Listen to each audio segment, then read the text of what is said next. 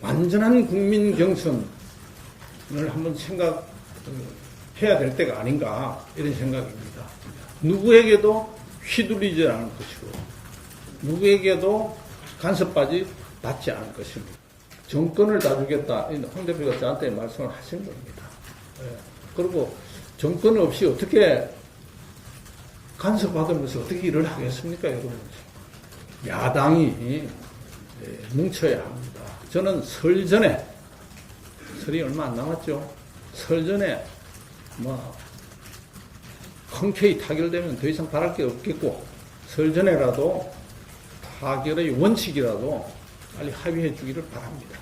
김영호 공천관리위원장님의 공개 기자 간담회를 시작하도록 하겠습니다. 완전한 국민 경선을 한번 생각해야 될 때가 아닌가 이런 생각입니다. 그런데 완전한 국민 경선 하면 미국의 오픈 프라이머리 이렇게 얘기들 하는데 그거 다 좋은 줄 아는데 좋은 거 아닙니다. 한국형 오픈 프라이머리, 한국형 완전 국민 경선제를 우리 자유한국당에서 실현을 해서 그야말로 정치 신인이 진입 장벽 때문에 턱을 넘지 못하는 이런 일은 없도록 해야 되겠다. 공천 관리만큼 공정하게 해야 한다 하는 겁니다. 최대한 투명하게 하고 객관적으로 하고 또 중립적으로 하고 독립적으로 할 것입니다. 누구에게도 휘둘리지 않을 것이고 누구에게도 간섭까지 받지 않을 것입니다. 정권을 다 주겠다. 황 대표가 저한테 말씀을 하신 겁니다. 그리고 정권 없이 어떻게 간섭받으면서 어떻게 일을 하겠습니까, 여러분? 믿어라. 나를 믿어라 하는 겁니다. 너 믿지 말면은 나를 아예 위축도 하지 말아라 하는 겁니다. 믿고 믿었으면은 끝까지 하는 것입니다. 서양의 정의의 여신은 한 손에 칼을 들고 있지 않습니까? 그 칼을 들고 있는데 눈은 가리고 있습니다. 왜 눈은 가리십니까? 눈에 밟히는 사람은 못 치게 되어 있습니다. 친인척부터 주변부터 지인부터 정의의 칼을 휘둘러라는데 이 정권은 지금 거꾸로 하고 있지 않습니까? 그 반대되는 입장에서 정말 내가 사랑하는 사람, 내가 아끼는 사람, 내가 사랑하는 사람한테도 저 칼날이 갈 수도 있겠다는 생각에서 제가 고민하고 이 직을 수락하지 않으려고 했던 이유 중에 하나였던 것입니다. 자유한국당에서 12명이 불출마 선언을 한 큰 결단을 내려준 것에 대해서 정말 미안하고 감사하게 생각합니다. 이분들의 결단이 결코 헛되지 않아야 되겠다 하는 생각입니다. 물갈이를 하랬더니 이때까지 공천 때마다 또 국회에서는 물은 전혀 갈지 않고 물고기만 갈더라 이겁니다. 그러니까 오염된 물은 갈지 않았으니까 아무리 쇠고기 집어넣어봐야 죽을 수밖에 없는 겁니다.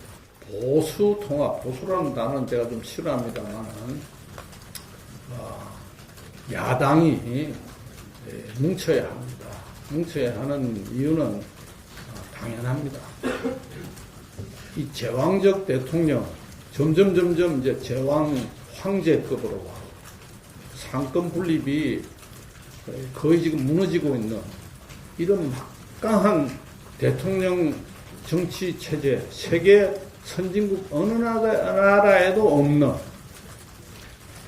이런 막강한 권한을 휘두르고 책임은 전혀 지지 않는 이런 대통령제 하에서 야당이 이렇게 분열되는 모습으로는 민주주의가 제대로 작동할 수가 없습니다. 이번 총선에서도 아마 여러 당이 난립하기를 바라는 정당이 분명히 있을 겁니다. 어디겠습니까? 그건 막강한 여당입니다. 저는 설 전에, 설이 얼마 안 남았죠. 설 전에